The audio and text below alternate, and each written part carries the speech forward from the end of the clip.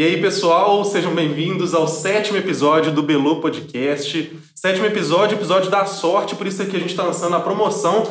Se todo mundo comentar em 7 posts nossos no Instagram, inscrever nos nossos 7 canais de corte e falar com 7 integrantes da nossa produção aqui sobre o Belô Podcast, convencer 7 familiares. Tá no ar mais um Belô. Sininho, like, Spotify, propaganda, por favor, anunciantes, patrocínios, todos dispostos a usar camisa, máscara, com a marca que você quiser. Sejam todos bem-vindos, que o papo hoje vai ser bom demais. A gente gosta, né, não, Pão? Boa, Kim.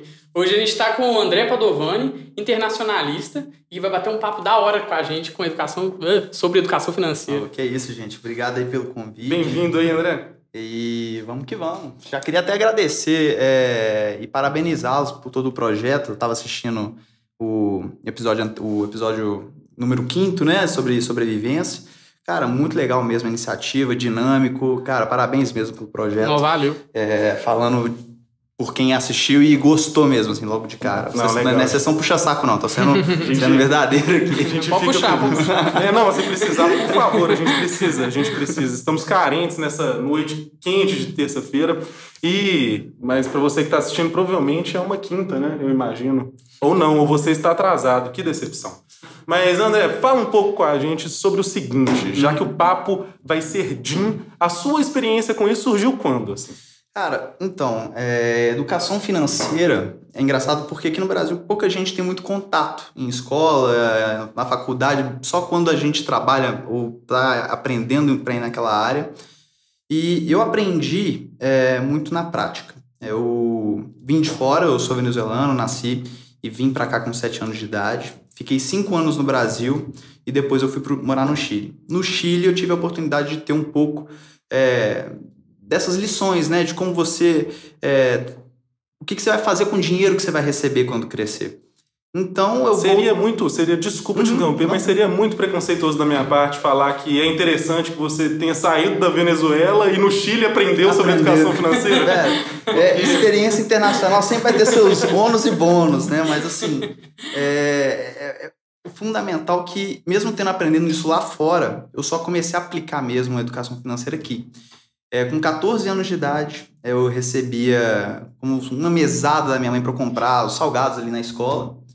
E ela, por exemplo, dava R$15 para comprar um salgado. Aí, em vez de eu gastar os 15, eu gastava 10 e guardava os 5. Ali eu comecei a aprender a poupar. E com isso, foi passando o tempo, virou um hábito, do hábito virou costume e foi o primeiro passo. Comecei a faculdade, fiz Relações Internacionais e no primeiro período eu tive a oportunidade de ter essa matéria que chamava Contabilidade e Finanças. Contabilidade e Finanças ensinava vários pontos. Um deles era o mercado variável, falando de ações, falando de rendas passivas, ativas, dividendos, fundos imobiliários, e despertou interesse. Aí eu falei, eu já tenho um dinheirinho aqui. O que acontece se eu tentar aplicar? E foi assim, prática, cara. A prática levou a novos conhecimentos e aquele negócio, né? Você vai tentando, vai errando, vai aprendendo e vai girando esse ciclo de novo. Foi basicamente pelo menos, na teoria, motivação não deveria faltar para as pessoas quererem, né? Não, começar. Vai gastar só com bala fine mesmo. Mas bala fine vale bem pra caramba. Se tivesse bala fine lá na escola, acho que eu não sobraria 5 conto no final de semana, não. Lá no Chile não tinha. Lá no Chile não tinha, não. Tem até esse problema, né? Se eu pensar, na época, uma bala fine devia ser centavos, né? Hoje, daqui a pouco tá um guarazinho, uma bala... Kinder. Cara, mas assim, é um ponto, a gente brinca muito, mas assim, querendo ou não, a educação financeira é um ponto muito sério, né? Ao ponto da gente pensar que, poxa, vamos olhar aqui no Brasil. Imagina se eu chego pra você, jornalista, e falo, cara, imagina só que tem um país lá no mundo afora que você não tem, nas escolas não ensinam literatura, não ensinam história. Chego ali pro Pão, não sei se o pessoal aqui te conhece como Pão, é bom que já fica sabendo. Aí chega aqui como Pão, como da direita, às vezes também, depende do público. Aí eu chego pro Pão, cara, eu sei que você fez teatro, tá fazendo direito, imagina que em um lugar aí no mundo afora tem um país que não se ensina português, literatura. Você chega pro engenheiro, um economista e fala, cara, no mundo afora tem uma escola que não se ensina matemática. Gera um espanto, né? A pessoa fala assim, velho, eu nunca vou ir pra lá, não vou levar meus filhos pra lá e serem criados lá. E Aí eu pergunto para vocês, qual que é a semelhança que tem entre um engenheiro, um médico, um advogado, um ator? Qual que é a semelhança de todas as pessoas que atuam nessa profissão, nessas profissões diferentes? A semelhança? A semelhança, o ponto em comum. Acho que pelo papo que elas são remuneradas por isso. São remuneradas e todos são os investidores do seu próprio dinheiro. Ninguém vai cuidar do dinheiro para você, a não ser que você delegue isso para alguém. Se você botar o seu dinheiro na mão de um gestor ou de um amigo, sua decisão, suas responsabilidades, suas consequências. Quando eu coloco na mão do Bolo, né, Bolo? Você não me paga. R$44, tô anotando. Tá aí, faz parte. Mas assim, a gente, querendo ou não, é investidor no nosso próprio dinheiro. E aí a gente para e olha, poxa, aqui no Brasil, quanto que você aprende sobre educação financeira? Você aprende as matérias básicas, né? Que para a profissão é essencial você aprender, né? Matemática, biologia, química, física, ok. Para a construção profissional faz parte. Mas a educação financeira? Porque, querendo ou não, você vai receber alguma coisa, né? Com sua mão de obra. Isso daqui, você não vê muito aqui presente. E as pessoas realmente não sabem, né? E isso, querendo ou não, gera gargalos e está muito presente na nossa cultura. Quem aqui não se espanta ou já ouviu falar da história daquele cara que tinha um avô que perdeu uma fortuna e agora não tem nada? Quem aqui não se espanta quando descobre que o ex-BBB que ganhou sei lá quantos, hoje em dia tá sem nada, ou aquele cara que ganhou a loteria e perdeu? Gente, mais básico do que isso, o brasileiro tem a cultura do parcelamento. A arte de parcelar é muito presente aqui. Assim, se você for, quem tiver a oportunidade de viajar e ir lá para fora, vai ver que o parcelamento, né, você pegar ali e parcelar 12 vezes, 36 vezes, como a galera faz com o carro, por exemplo, não é muito comum lá fora. Tipo, última instância, né? E o endividamento, cara, começa aí. Tem até uns dados aqui que eu peguei, eu fiz o dever de casa. A CNC, que é a Confederação Nacional de Comércio de Bens, Serviços e Turismo, fala que 70% dos brasileiros estão endividados hoje em dia. 70% dos brasileiros, cara. Se você considerar que são 211 milhões de brasileiros no mundo, a gente está falando de 148 milhões de pessoas. E, assim, é um pouco assustador quando a gente olha em números, né? Não, total. E até sobre essa questão de... Esse que nem você falou do seu começo. No começo, poupar o dinheiro e depois também... E daí... pesquisar, estudar, investir. Muita gente fala assim, não, eu junto meu dinheiro, eu tenho o dinheiro no meu cofre, no colchão, na poupança. Deixa eu poupar. Isso você acha que já é um primeiro passo. Mas se a pessoa quer ir um pouco além, quais são os caminhos, já que a gente não tem isso culturalmente sendo entregue pra gente? Cara, o primeiro ponto é o interesse. É a curiosidade de você não ficar acomodado em deixar o seu dinheiro guardado. Poxa, eu tô deixando um dinheiro guardado debaixo do travesseiro. Só de você estar tendo dinheiro, o hábito de guardar dinheiro, você está um passo à frente. Muito bom. Isso daqui já me dá um conforto enorme, porque eu conheço muita gente que não guarda nada. Pinga o salário na mesa, pinga o cascalho, já torra tudo. E é muito comum você ver isso. Então, agora beleza, você já começou a poupar? Vamos para a parte do rendimento? Vamos falar sobre a educação financeira em si? E o foco é até mesmo no final desse vídeo, quem estiver assistindo aqui, todo mundo já vai pelo menos... saber planejar as etapas para você ir crescendo dentro da educação financeira. Porque, querendo ou não, é uma coisa... Você acha que investir é algo difícil?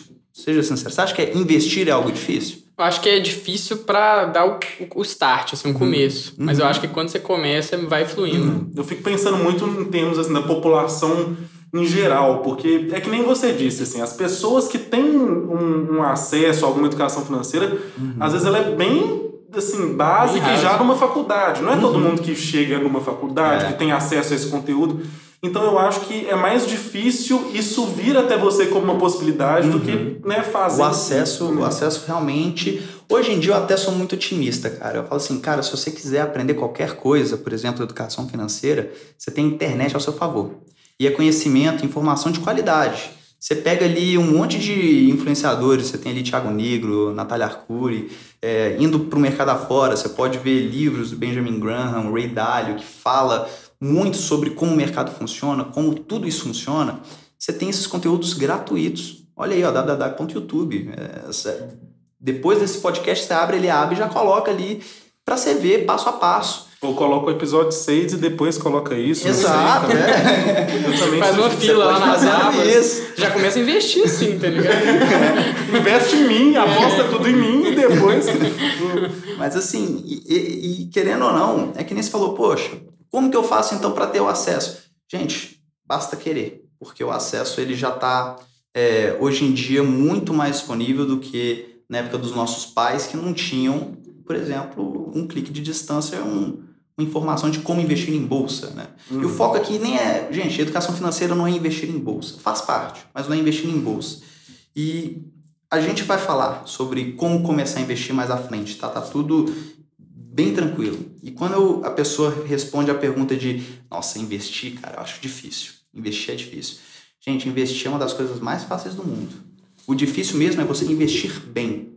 Porque, querendo ou não, investimento não depende de seu intelecto, não depende de sua graduação, não depende de sua formação, depende dos seus costumes. Se você tiver um costume de economizar, poupar e ter essa disciplina, até mesmo de não se desesperar em momentos difíceis, você começa a ter resultados bons, positivos. E isso vai te gerando tranquilidade e perenidade, né, frente ao tempo. Você vai crescer frente ao tempo. Isso é muito legal. Uma prova mesmo de que pessoas inteligentes não significam que vão ser bem-sucedidas é o Isaac Newton. Isaac Newton, pô, gênio, né?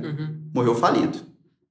E a frase que ele falou, eu tinha até notado que... Só falta você ser gênio. Quintal mesmo, né? Quintal mesmo. O cara de morrer fala, não, eu era um gênio. Não, eu era um gênio. Mas assim, aquela frase dele, que ele falou assim, cara, eu posso prever a movimentação dos astros, mas eu não consigo prever a loucura dos homens.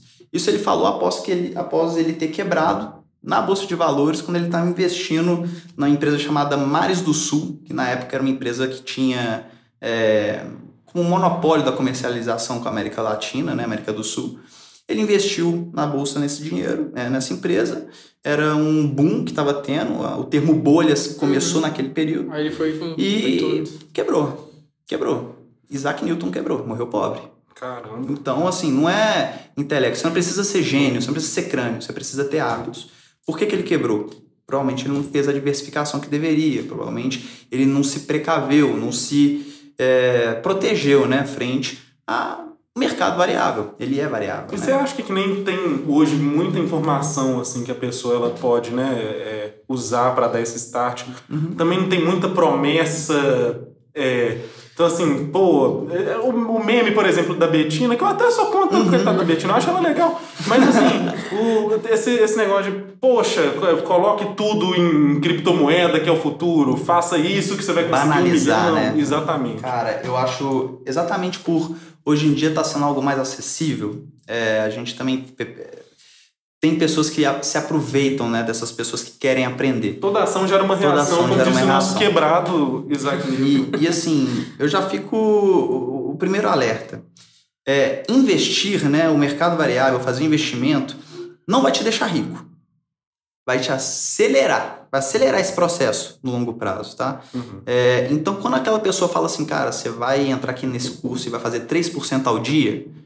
Cara, 3% ao dia, você já pega ali 3 meses, 90% de rentabilidade ao mês. Esse cara, então, é bilionário. Por que ele tá morando na casa dos pais? Entendeu? Então, cara, toma muito cuidado. Porque o caminho mais curto para o enriquecimento no mercado financeiro é o longo prazo.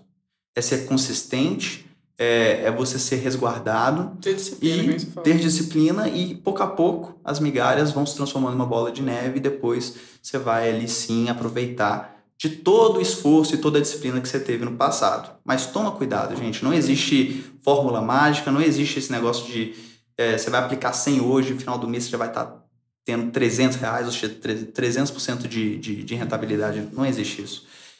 Sobre os day traders, principalmente, que é uma moda hoje em dia. É uma profissão que, querendo ou não, ela está começando a ser um pouco, não é banalizada, mas simplificada. Todo mundo acha que é só entrar, é só fazer que vai dar certo. É que nem podcast. Que nem podcast, mas querendo ou não, existe toda uma disciplina. Existe toda uma disciplina de cronograma, horário, equipamento, produção, qualidade. Tudo isso são fatores que você tem que ter para dar certo no seu projeto. Seja esse projeto ser bem sucedido, seja esse projeto ter um podcast, seja esse projeto, sei lá, ter um casamento, por exemplo. Então, falando day trader, cara, é uma profissão séria. Se você for sério. É uma profissão que é perene, ela vai te dar remuneração se você tiver disciplina e profissionalismo. Não acho que vai ser mamata de você chegar, entrar, etc. Um prepara o estudo melhor do que um estudo de uma semana, né? E eu acho até bom, por exemplo, muita gente que entra e querendo ou não quebra um pouco a cara e perde ali, por exemplo, R$1.000, R$2.000. Putz, perdi R$2.000, vou parar com isso. Mas eu acho que é um bom custo de aprendizado. Porque a pessoa entrou nessa promessa de day trader, ele vai começar aprendendo a entrar numa corretora, comprar e vender ações, nem que seja ali no mesmo dia. É um custo de aprendizado. Quanto que a gente não gasta em uma faculdade para aprender as coisas que a gente aprende? Quanto que a gente não gasta em um curso técnico? Bom, ele tentou algo, perdeu dinheiro ou ganhou, não sei, né? Depende ali de cada um, mas é um custo de aprendizado. Então, eu não acho que assim, é um tiro pela culatra. Se você caiu assim nessa... Putz, entrei nesses cursos de day trader e me ferrei, calma, pelo menos você aprendeu algo com isso. Aplica agora o que você aprendeu. E você vai seguindo em frente, sabe? Você acha que tem um caminho, assim, de... Não uma hierarquia, mas, assim, a pessoa que começa a poupar, a poupança, uma renda fixa, uma renda variável, e aí chega, não sei, investir em alienígena ou no Bom, que for. Boa pergunta, cara. Vamos então começar a falar sobre... Vamos pegar aqui. Você não começou ainda a sua trajetória, a sua jornada da educação financeira. O que você precisa ter primeiro, né? Um fundo de emergência, uma reserva de emergência. Por que da reserva de emergência? Com a reserva de emergência, você não vai comprometer os seus investimentos. O que eu quero dizer com isso? Qual que é o seu sonho? Meu sonho é casar. Então... você vai pegar esse sonho e vai transformar ele em meta. Tem essa diferença. Sonhos são coisas muito intangíveis. Vamos dar um exemplo prático aqui pra gente falar. Vamos supor que uma pessoa tem isso daí. E no meu caso só tem uma nota fiscal, então não vai dar não, cancela o exemplo. Só nota fiscal. Perfeito. Eu sou o pior exemplo, então. Se a carteira tá vazia, quer dizer que você tá tendo gasto. Ou menos. Carteira, né, mano? Você tá tendo gasto. Você quer comprar essa carteira? Nossa, eu fui falar aquilo no começo do vídeo de mandar pra 7, vocês sabem o que? Cancela, já falei. Mas assim, primeira coisa para educação financeira, então, vamos olhar o controle, né? Você tem que ter controle. Quanto que você gasta por mês? Se você não sabe essa informação, você tem ferramentas que podem te auxiliar. O cartão de crédito, por exemplo, é uma ferramenta perigosa para quem não tem conhecimento, mas ela é muito útil para quem sabe usar. É que nem uma arma, né? Vamos pensar aqui em policial. A arma, na mão de uma pessoa despreparada, ela pode ser uma ferramenta super perigosa. Porém, na mão de uma pessoa preparada, cara, salva vidas. Então, é a mesma coisa. Vamos pegar o seu controle. Lembra da reserva de emergência? Tenta ter 12 meses do seu custo de vida guardado em algo seguro, com liquidez rápida. Por exemplo, uma conta do Nubank que é remunerada, bem baixinha, mas remunera, ou na própria poupança, enfim. O ponto aqui é você ter um dinheiro guardado que é exatamente para emergências. Poxa, bati o carro, vou ter que sacar dinheiro agora do meu fundinho ali de caixa que eu estava guardando para o casamento? Não. Pega aqui da reserva de emergência. Sim. Então, primeira coisa, mapeia. Quanto que você gasta por mês? Você vai pegar ali o relatório. Dos últimos 12 meses eu tive esses gastos. Faz uma média. Agora você tem informação do seu custo de vida mensal. O que é o custo de vida, gente? Você tem os seus custos básicos, essenciais. Por exemplo, conta de luz, internet, academia. Você tem o Netflix, que é o que te dá uma tranquilidade ali para você descansar a mente. Não é um custo luxuoso. Às vezes o lazer é realmente importante no seu dia a dia. Não corte, né, os pequenos gastos, porque querendo ou não, eles são fundamentais para a sua serenidade mental. Pega esses custos que são essenciais, que você tem todo mês. Bota ali na ponta do lápis. Além disso, pega os seus custos desnecessários. Por exemplo, toda quinta-feira... né? Toda quinta-feira... É o bar. Quintinha sem lei. É o quintinha sem lei. Adeptos sabem. Se coloca no papel quanto que geralmente você gasta em bar todas as quintas-feiras. Todos os sábados é o dia da pizza. Coloca lá, o dia da pizza. No final desse papel, você vai ter ali os seus custos. Isso daqui... você vai já projetar por 12 meses. Pega esse número, esse daqui, vamos imaginar. Seu custo de vida é R$1.000. Multiplica por 12. Agora você sabe que você tem que juntar R$12.000. Tá aí o seu primeiro objetivo. Juntar R$12.000. Beleza? Quanto que você ganha por mês? E aqui muita gente se espanta. Putz, eu ganho vamos lá, R$900 eu gasto R$1.000 por mês. Olha o primeiro ponto de alerta. Você está gastando mais do que você está tendo condições de arrecadar. Vamos reajustar. Veja lá os seus gastos, veja o que você consegue reduzir, porque no momento atual você não está tendo a condição de manter a qualidade de vida que você quer. Temos que ser realistas, né? E qual que é o ponto principal de ser realista? Tem uma frase legal que fala assim: pessoas pessimistas reclamam do vento. Pessoas otimistas pensam que o vento vai mudar. Já os realistas ajustam as velas. Exatamente para você pegar um barco ali e aproveitar a onda, o vento. Então, seja realista sempre e se adeque às situações. Feito esse planejamento, você sabe que você vai ter que juntar, no nosso exemplo, 12 mil. Você vai, então, guardando e pronto. Você acumulou 12 mil reais. Isso daqui é o seu escudo. Seu fundo de emergência, seu caixa de emergência, perfeito. Se deu ruim, eu tenho aquilo. Dá pra casar ainda. Porque aí vem o ponto. Tendo isso daqui guardado, a gente vai para a segunda etapa, que é exatamente o motivo que você vai começar realmente a investir. Porque o que a gente está fazendo aqui agora não é investir, é poupar. Guardar dinheiro para te proteger. Vamos agora falar de investimento. Você sabe qual que é a diferença de sonhos e metas? Sonhos e objetivos? Vocês sabem qual que é a diferença disso? O que eu penso, assim, solto é que parece que sonho é mais irreal, assim. É mais, tipo... intangível ali, tipo, não é muito tem mais nas ideias, assim. Uma meta é algo palpável, assim, que você vê, você, não, vou cumprir. E sonho é mais pra, tipo, só te motivar, assim, sabe? Eu concordo, porque o meu sonho é ter metas. A bucha, né? E aí vem a primeira lição. Como que você transforma sonhos em metas? Porque as metas têm características, tá? Sonhos não. Vamos imaginar aqui um exemplo. O meu sonho é ter uma Ferrari. Muita gente deve ter esse sonho, né? Meu sonho é ter uma Ferrari. Beleza. Vamos transformar isso em meta? As metas, os objetivos, têm 3 características. O primeiro é a motivação. O motivo para a ação de você estar guardando aquele dinheiro para aquilo ali. Beleza. Você tem a motivação. Por que você quer ter uma Ferrari? Poxa, pode ser uma coisa subjetiva. Pô, é o sonho de infância. Se for válido, tudo bem. Tinha aquele Hot Wheels, né? E se a motivação não for válida pra você, manda bala, cara. Que isso? Não, é porque eu ia pegar Com licença, nós vamos interromper. A gente vai realizar um sonho aqui. Vale, agora virou meta. Minha meta é a próxima.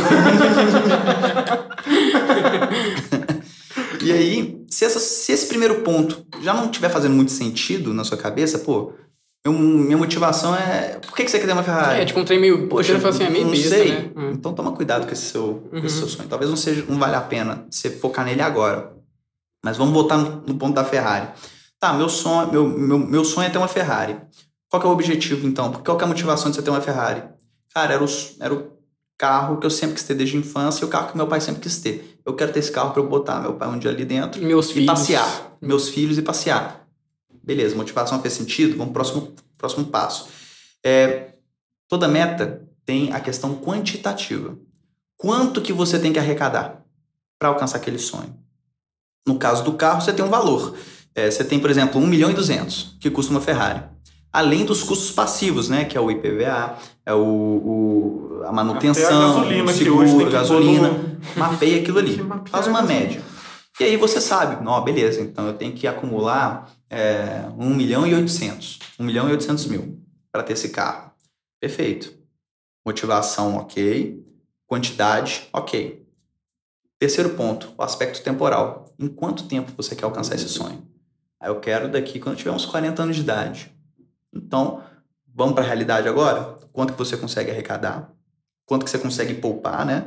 E disso daqui que você está conseguindo poupar, se você projetar a disciplina de economizar todo mês isso daqui e colocar em um investimento que renda, sei lá, 4% ao ano, que é algo muito baixo, botando assim bem luxo mesmo, você vai chegar lá e falar assim, pô, em 40 anos eu vou ter isso. Bateu? Não bateu. Então a gente tem que fazer o quê? Mas o que a gente tem que fazer? Procurar meios de aumentar a renda aqui. Como que a gente aumenta a renda? Poxa, pode ser fazendo freelance, pode ser tentar uma promoção, pode tentar fazer o seu próprio negócio. Economizar. Você, cara, economizar, procura ali reduzir seus custos, enfim. E eventualmente até vendo vai ver outros investimentos que vão te dar mais que esses 4%. Procura meios para isso, né? E assim, querendo ou não, Isso daqui é a estrutura de qualquer meta. Motivação, motivo para ação daquilo. Quantificação, né? A quantidade. Pode ser a quantidade de dinheiro, pode ser a quantidade de N coisas. Se você me dá um exemplo aqui, a gente pode mapear. Cara, qual é o seu sonho? Vamos pensar então aqui. Porque tudo tem seu valor, entre aspas. Tudo tem seu E valor. se a pessoa tem, por exemplo, isso eu acho uma coisa interessante, que é essa ideia de você conseguir viver de renda, que fala assim. Vamos supor que a pessoa fala, Renda passiva. eu quero ter uma quantidade de dinheiro um dia na minha vida, aí é o sonho, né? Vamos supor. Que eu quero ter um salário que renda disso, né? Seja por um dividendo ou próprio rendimento, que vai me dar aí um salário de 5 mil reais por mês com o dinheiro que eu tenho. Entendi. Esse cálculo, assim, ele também pode ser feito? Você consegue... O seu sonho aqui, pelo que eu estou entendendo, é ter a liberdade financeira. Você quer que suas rendas passivas sejam maiores que seus custos. Você não depender de trabalhar para pagar, por exemplo. Olha, só que papo de vagabundo. Eu não disse isso, não. Tô Não, eu disse isso sim. Mas se for essa intenção, eu também sou. Quem não é, gente? Quem não quer? Você tá nessa. Eu quero workaholic, não, eu quero trabalhar. Não, eu quero O Fred é trabalhar. assim, o Fred é assim. Eu gosto. A carinha dele. Mas aí, velho, é uma boa pergunta. Porque você sabe, então, nos investimentos você tem a questão do dividend yield, né? O seu portfólio, a sua carteira tem que ter uma quantidade X para te dar Y de rendimento.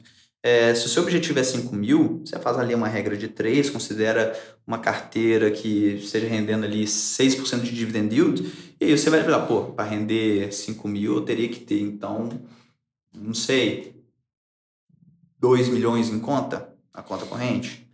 Ô, gente, querendo ou não, os volumes são altos. Dinheiro atrai dinheiro, né? Quanto maior o dinheiro passivo, você pode ter certeza que o dinheiro que está trabalhando por você é muito maior. Não se assustem com isso. E aí, se você pegar esses números e projetar para frente, cara, eu quero alcançar essa meta com os meus 50 anos de idade, eu quero aposentar com 50 anos de idade, mano, é palpável, é realista o negócio. Começando cedo, você chega mais cedo nas ocasiões. E o tempo aqui, cara, é o potencial, é o que vai elevar a sua arrecadação. Exemplo prático, qual é uma das características mais semelhantes de todos os caras ali da lista Forbes, né? Dos 100 mais ricos do mundo? Carecas ou calvos, né? Carecas ou calvos. Ou calvos, Ou calvos, né? Depende. Como é que você olha? Carecas ou grisalhos, cara. Ou seja, o tempo ali, ó, grisalho. Era isso mesmo. Gente, eu tô feliz. Eu já tô quase lá, então É muito sério. Se você for ver os maiores investidores ali de hoje em dia, você tem lá Warren Buffett, você tem Ray Dalio. Galera toda que já tem ali seus 60 anos nas costas. Todos começaram muito cedo e tiveram um tempo ao seu favor. Existe uma coisa chamada juros compostos. Quanto mais dinheiro você tem hoje, esse dinheiro vai gerar mais dinheiro no futuro. Se você aplicar esse dinheiro que você ganha, vai gerando uma bola de neves. E aí vem aquele assunto, né? Você vai ter uma renda passiva. E aí você programa objetivos e sonhos. Entendeu? Você pode ser o grisalho, eu vou ser o careca, a gente fecha um business. Depois você faz um transplante, fica suave. Não. Senão eu podia Depois segunda meta. Mas aí vem o ponto, né? Porque, querendo ou não, beleza, você sabe a sua meta e você sabe o quanto que você tem que juntar, não é? Beleza, agora aonde que eu vou investir isso daqui? Como que eu vou investir isso daqui? Eu vou ser muito arriscado? Vou colocar tudo em bolsa? Vou colocar tudo em um fundo imobiliário? Coloco tudo em tesouro? Coloco tudo em poupança? Onde que eu coloco meu dinheiro, né? É uma pergunta que vem na cabeça de muita gente, principalmente que não sabe. Acho isso muito foda, velho. E aí... A gente tem que lembrar que a agiota não é uma opção legal. A gente brinca com isso às vezes, é sempre em tom de brincadeira. Né? Sempre em tom de brincadeira. Inclusive, Luizão não vem amanhã, mas... Bom...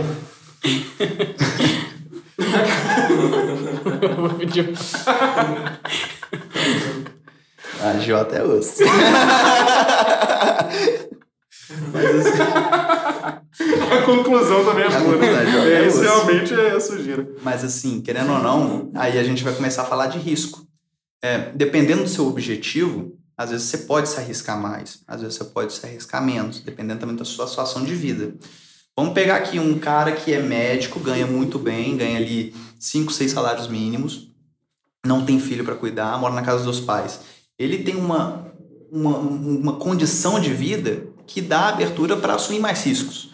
Então é normal que essa pessoa possa se arriscar mais em mercado variável. Agora, se você pensar numa situação contrária, de uma mulher que está com um filho para criar e não tem um trabalho que é muito bem remunerado e tem uma pessoa que depende dela, essa pessoa não pode submeter tantos riscos, né? Aquele ponto. Lembra da questão do ser realista? Bota o pé no chão e veja, onde que eu estou hoje em dia? Beleza, eu estou hoje em dia nessa posição. Qual que é o meu sonho aqui, por exemplo? Quero que minha filha, com 18 anos de idade, possa fazer a faculdade que ela quiser. Então, transforma isso em meta, né? Você pega ali a faculdade mais cara e você sabe, beleza, eu tenho que juntar isso daqui. Isso daqui, quanto realmente eu posso arriscar no mercado variável? Cara, é tudo mapeado. Você não pode tentar dar um passo maior que sua perna e você não pode se arriscar mais do que você deve. Porque no momento que o mercado vem com uma movimentação de baixa e você vê o seu dinheiro ali indo embora, se você não tivesse predisposto a perder aquele dinheiro, se você estiver preocupado em perder aquele dinheiro, você vai tirar o seu posicionamento. E aí, você vai começar a tomar um ferro do mercado financeiro, rapaz, você não mede. Lembra aquela questão da disciplina? Uhum. Às vezes você comprou uma boa empresa, pensando em ações. Vou comprar a empresa aqui, Copos de Vidro, Copos de Caveira, SA. Comprei essa empresa. Bombando, inclusive, aqui. Comprei essa empresa, tá bombando, tá pulsante aqui, ó, voando. Beleza, você pode ter feito uma boa análise, você pode ter achado essa empresa legal, comprei. Aí imagina que aí vem 2020, vem um Covid da vida e você vê essa empresa caindo 1/3 do preço que ela estava antes. Se você botou um dinheiro que você não estava predisposto a perder, uma quantidade que você fica muito preocupada, nossa senhora, meu dinheiro está indo embora, você vai ficar nervosa, você vai tirar. Aí você passa um ano, a empresa volta a subir, voltou. Você estava certo no final das contas, mas a sua ação ali no passado, né, o seu hábito foi errado. E por isso você tomou um ferro do mercado. Por isso que eu falo assim da questão de longo prazo. Assim, é fundamental para os investimentos você pensar em longo prazo e arriscar na quantidade que você saiba arriscar, que você esteja confortável em arriscar. Entenderam? Então, é um ponto fundamental. E você acha que quando a gente fala tipo assim, de renda variável, ação e tal, e quando a gente fala disso, tem que entender que não é para demonizar, mas risco está envolvido em todas essas áreas. Uma das frases que eu considero uma das mais erradas que se dizem por aí é que quanto maior o risco, maior o retorno. Uhum. Essa frase em parte está certa, mas em parte está errada. Porque quanto maior o risco, maior pode ser o retorno, mas maior pode ser também a perda, né? O prejuízo. Então não é aquele gráfico assim, retinho. É um gráfico que quanto maior o risco, ou você ganha mais ou você perde mais. Leve isso em consideração. E então, como que a gente pode se proteger frente ao mercado variável? Aí vem a questão da diversificação. Gente, é fundamental você diversificar o seu dinheiro. Quem nunca botou o dinheiro todo, sei lá, no guarda-roupa escondido? Seu dinheiro todo tá ali. Se entrar um bandido dentro da sua casa e achar aquele dinheiro roubar, você perdeu tudo. Se você tivesse pegado metade desse dinheiro e botado no banco, você teria perdido metade do seu dinheiro. Estou dando um exemplo bem enxuto mesmo para trazer a realidade. Beleza, eu botei todo o meu dinheiro no banco. Aí... O banco faliu. Na história do Brasil, recentemente, teve o congelamento das contas, né? Muita gente perdeu tudo. E aí, cara, e aí? Aí vem a questão da diversificação. E da diversificação começa o caminho para você ter um sucesso no longo prazo, tá? Para eu falar de diversificação, eu queria dar um exemplo. O exemplo dos omeletes. Imagina só que você queira fazer um omelete. Para fazer um omelete, você vai precisar de 2 ovos. Beleza? E você, na sua geladeira, tem exatamente 2 ovos. Se um ovo estiver podre, acabou o seu omelete. Põe na xicrinha antes para ficar... Aí, ó, você tá procurando um sistema de se proteger. Eu tô pronto. Exatamente. Mas é importante. Baixar o aplicativo aqui da XP. Vem princípios, mas é princípios, cara. É princípios. Vai jogar seguro, né? Vai fazer ovo frito. Mas isso é fundamental, isso é princípio. Se você não tem a disciplina, você cria um sistema que te proteja para essas coisas. Depois a gente pode até falar de meios que você consegue se proteger, às vezes de te incentivar a comprar na baixa e vender na alta. Isso aqui tudo existe. Mas vamos pegar aqui o exemplo do omelete. Você tem 2 ovos. Você pode até fazer esse sistema. Não, se um ovo estiver podre, joguei na xicrinha, mas mesmo assim você não vai ter ovo suficiente para fazer o seu omelete. Vai lá fazer seu ovo mexido. Mas enfim, o omelete, que era o seu objetivo, não vai ser cumprido, não é? E aí, vamos falar de diversificação. Imagina que em vez de 2 omeletes, você tenha 4 ovos. 2 ovos, mas você tenha 4 ovos. Ó, o risco está diminuindo. E talvez você consiga, sim, fazer esse omelete. Talvez até 2. Até 2. Se todos os ovos estiverem bem, até 2. E vamos aumentar. Imagina que em vez de 4 ovos, você tenha 10 ovos. O seu risco aqui já está muito baixo. A chance de você conseguir seu omelete é quase 100%, né? A chance de der ruim é 0 ponto alguma coisa. E aí vem um ponto importante que muita gente erra. Por exemplo, na hora de comprar uma ação, comprar um negócio, o cara vai comprando um pouquinho de tudo. Um pouquinho de tudo, um pouquinho de tudo. Vai chegar uma hora que você vai estar deixando de diversificar e você está indo para pulverizar. Você vai começar a pulverizar. Porque qual que é a diferença de uma pessoa que tem 10 ovos numa geladeira para fazer um omelete, que precisa de 2, e uma pessoa que tem 200 ovos na geladeira? O risco dos dois são muito baixos. Vai chegar uma hora que não faz sentido você ter mais de 10 ovos. Vai perder os ovos. Então, Os 200 ovos. Exato. Então, tipo assim, a questão aqui é, cara, primeiro ponto, não vai pensar em fazer aquela carteira gigantesca. Porque vai ser mais difícil de você acompanhar todos os seus ativos, todos os seus negócios, vai ser muito difícil. Então, concentra, diversifica, mas não pulverize. E aí vem falar de diversificação. Qual que é o ponto importante da diversificação? Você tem 3 camadas. Imagina que é uma cebola. Bom que a gente tá bem na culinária. Quem tiver assim, sem jantar, sem almoçar... Mas camadas, o exemplo é cebola ou ogros, né? Ogros tem camadas, cebolas tem camadas, bolos tem camadas. Bolos tem camadas, assim, mas não fique com fome, não gente. Você gosta de família? E aí a gente vai falar das camadas de diversificação. Você tem 3 camadas aqui. Você tem a camada de ativos, você tem a camada de setores e você tem a camada de regiões, né? Países, por exemplo. Camadas de ativos. Cara, eu vou investir numa indústria, no mercado de eletricidade ou no corte de cabelo. Se você comprar todas as ações de uma só empresa de corte de cabelo, você está se arriscando mais do que se comprasse 2 ações do mesmo setor, né? A mesma barbearia, por exemplo. Então eu comprei aqui 3 negócios diferentes, 3 empresas e as 3 atuam na área de corte de cabelo. Beleza. Só que aqui você entende que você se diversificou na primeira camada, que é ativos. Porém, imagina que ano que vem o November No Shave perde de moda, entra com moda de novo, todo mundo para de ir na barbearia. Olha que você sendo prejudicado. Não por causa dos ativos, mas por causa do setor. É muito comum isso. Então vamos diversificar também os setores. Você vai ter uma parte do seu dinheiro na área de estética, né? Barbearia, lasers, etc. Que está muito em ascensão hoje em dia. Gente, o que eu conheço de amigo que está fazendo laser na perna, que está fazendo essas coisas todas hoje em dia? O amigos. O homem em si é amigos. Quando a gente liga as câmeras, a gente mostra os amigos. Mas assim, o homem em si, que antigamente era mais bruto, mais tô nem aí com a aparência, hoje em dia tá virando uma pessoa mais vaidosa. Você vê isso hoje em dia na rua. E assim, as mulheres já eram assim, né?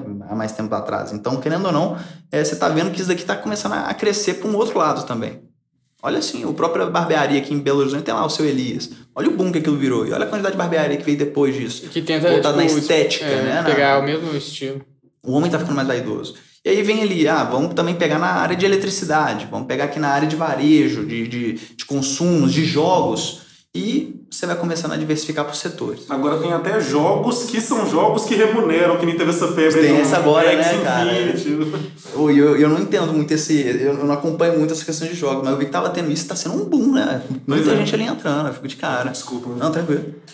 E aí, a gente fala assim, beleza, você diversificou de setor, você tá com diferentes setores, perfeito. Aí a gente... Fica à vontade, só vou te pedir licença pra pegar lá em cima. Vai lá. Vocês podem seguir na rosa. Tranquilo. Toda a câmera vê meu corpo depilado. Espaço laser. Homem vaidoso, né? Um homem vaidoso. E aí a gente fala assim, cara, beleza. Você investiu tudo isso, você diversificou bacana, você tá protegido aqui, né? E aí eu vou falar sobre o caso da Venezuela, no país onde eu nasci. Do ano de 2020 para cá, os dados, né, o índice da Bolsa de Caracas fala que começou em 2020 com 90 mil pontos, a Bolsa de Caracas, e terminou em dezembro do mesmo ano em 1.332 pontos. Ou seja, ela cresceu, ela tem uma variação de mais de 1.300%. Muito bom, né? Imagina, você bota R$1.000 e o negócio valoriza 1.300%. Bom pra caramba. Só que a inflação da Venezuela teve um aumento de 3.700%. Então, mesmo você tendo todo esse ganho, você perdeu dinheiro por causa da inflação. Mas até uma cara de susto atrás de você que eu cheguei nesse momento. Mas o que eu tava falando assim, o exemplo era do caso da Venezuela. Imagina você ser um venezuelano, que nem eu. Se eu nunca saí do país, eu investi meu dinheiro, diversifiquei bonitinho e coloquei todo o meu dinheiro aqui, ó, na Venezuela. Em 2020, mesmo a bolsa tendo crescido mais de 1.300%, a inflação subiu 3.700%. Você perdeu dinheiro. Você perdeu dinheiro. Olha o risco país aqui, né? Então você começa o quê? Diversificar também em regiões. Aí você vai, como que você diversifica? Aqui mesmo na bolsa você consegue comprar ações de fora. Você consegue comprar ações, sei lá, de jogos, você consegue comprar ações da Apple, Facebook, até mesmo índices ali de ações chinesas, australianas, alemãs. Você consegue fazer essa diversificação. E aí você ganha, por exemplo, se o dólar aumenta muito, que geralmente acontece quando o Brasil vai em uma queda, uma crise econômica, o dólar geralmente tende a aumentar. Se você tiver uma parte do seu dinheiro dolarizado, você vai ganhar com isso. Então você não vai perder tanto dinheiro como a média dos brasileiros perdem. Exatamente por não ter esse pensamento. E aí eu falo assim, gente, é um bicho de 7 cabeças, tudo isso que eu tô falando, na verdade é muito... Tá aqui, gente, é simples. É bem didático. É bem didático. Então, assim, realmente, o que assusta muito é como começar. Mas no momento que você vê as ferramentas que existem hoje em dia, e é muito acessível. Hoje em dia você tem corretoras que não cobram nada para você investir. Por exemplo, taxa de corretagem. Cara, é literalmente questão de vontade de querer. Você sair de hoje em dia para estar numa situação melhor. E isso daqui são as 3 camadas de investimento. Legal. E aí vem uma pergunta importante. Beleza, entendi. Agora, como que eu vou fazer? O que eu vou comprar? Né? Que ação que eu compro? Comprar cerveja, né? Eu gosto muito de uma frase de um gestor de um fundo chamado Constellation, o nome dele é Florian Bertunek. Ele comenta que você tem que investir o seu dinheiro em algo que você conheça. É muito comum a gente falar assim, vou investir em dinheiro, então eu vou investir em Petrobras. Não estou falando que Petrobras é uma opção de investimento. É até um adendo, né? Qualquer coisa que a gente fala aqui não significa que é uma indicação para compra ou venda de alguma coisa. A gente vai deixar aqui. Mas eu entendi, igual você falou, ele tava falando de jogo. Ele entende daquele mercado e já sabe. Eu vou te dar um exemplo muito prático. E ele dá um exemplo assim, ele tem filhos, ele é um cara que conhece muito de negócios, e no momento que você vê o mundo pensando em negócio, você começa a olhar coisas diferentes. Ele tem filhos, menores de idade e tal. Ele via que uma época atrás era uma febre na escola, todo mundo jogando Call of Duty. Puta jogo bom, velho. Eu tenho até hoje um Xbox 360 lá em casa. Lá no meu quarto até hoje, essa febre aí. E aí você vê lá, tipo assim, porra, velho, olha só, a galera tá tudo comprando o jogo, Call of Duty tá bombando. Aí você conversa assim, você tem PlayStation, Xbox? Eu tenho Warzone lá. Você tem Warzone? Qual console que você usa? Ou você usa PS4. computador? PS4? Você também tem? Eu só no computador. Só computador? Placa de vídeo é qual? Nvidia? Nvidia? Legal. Esse notebook aqui, mas hoje em dia eu não jogo muito não. Mas ele cabe, ele Nvidia funciona. também? Olha só os pontos em comum que a gente tá vendo. Pô, mas todo mundo aqui que tá gostando de jogar, quem joga em computador tá usando Nvidia. Eu tenho Xbox, você tem PS4, PlayStation, Sony, Microsoft. Olha as empresas aqui no fundo. Olha você começando a olhar o mundo através dos negócios. Eu tenho Nvidia na minha carteira. Eu tenho Microsoft na minha carteira. Por toda a questão de diversificação que eles têm. E aí eu falo e separa, pô, tá todo mundo jogando esse Call of Duty. Activision, né, que faz o Call of Duty. Você tem que lembrar também que maior indústria de entretenimento é jogo. Jogo. E tá em ascensão. League of Legends tá aí pra mostrar o crescimento que tá vendo em esportes esportes. e tal. E aí, beleza. Free Fire. E eu queria tocar nesse ponto. Antes, todo mundo jogava Call of Duty, não é? A criançada tudo jogava Call of Duty. Democratizou muito. Foi passando um tempo, e ele fala isso. Cara, eu fui vendo a criançada jogando, antes era viciado em Call of Duty, todo mundo jogando, Battlefield, Call of Duty. E de repente todo mundo parou pra jogar um tal de Fortnite, por um tal de Free Fire. Realmente. Por que vocês estão parando de jogar o Call of Duty? Ele tinha Call of Duty, ele tinha ações da Activision na carteira. E a criançada falou assim, poxa, jogo muito mais dinâmico, assim, acessado, gratuito e tal. Fácil de acesso. E aí o cara parou e falou assim, ó o mercado aqui caminhando. Ainda bem que eu tô olhando para ele. Como que você tá olhando pro mercado? Conversando com todo mundo. Levanta a mão aqui quem tem uma conta do Netflix. das opções, Netflix, Disney Plus, Guilty Pleasure. Eu tenho todos, eu tenho todos, HBO né? Max. Qual que você mais Netflix. gosta? Qual que você acha melhor? A melhor é a Netflix, apesar que eu não acho que tem melhor conteúdo. Qual que você acha que tem melhor conteúdo? Eu acho que é HBO Max. HBO Mas Max? é que eu gosto mais da Warner. Perfeito. Você vai conversando, aí você vai fazendo essas perguntas. Eu fiz isso lá na empresa onde eu trabalho. A maioria das pessoas comentaram, velho, eu uso muito Netflix. Aqui, ó, já falou questão de conteúdo. Aí vem do princípio. Por que você vai investir em algo? Você quer investir em algo que seja líder de mercado? Você quer investir em algo que tenha conteúdo? Que vai lançar um Game of Thrones da vida e isso daqui vai bombar? Mano, você começa a mapear os objetivos dos seus investimentos. Olhando para o mercado, você começa a mapear. Qual que é a melhor empresa de microfone? Qual que é a melhor empresa de cerveja? Ó, você tá usando Bex. Que empresa que faz a Bex mesmo? Ambev? Você também. Legal. Chegou recentemente. Você pediu por qual aplicativo? Bom que isso aqui é merchan. Aqui, ó, Ambev. Impressionante. Eu estou indignado. Manda o boleto. Porra, Zé Delivery, todo episódio. Todo episódio do Zé Delivery tá aqui. Se não, Pessoal, eu vou acionar aqui o Zé Delivery. Eu vou pedir para trazerem dos donos na próxima motoca pra eu ter uma conversa séria com esse cara. Porque não tem condição. A gente O Zé, né? Não, cadê o Zé? O Zé. O Delivery eu encontro. Ele deu um salve pro maninho ali, pô. O Delivery tava ali na porta. Agora o Zé não vem, não.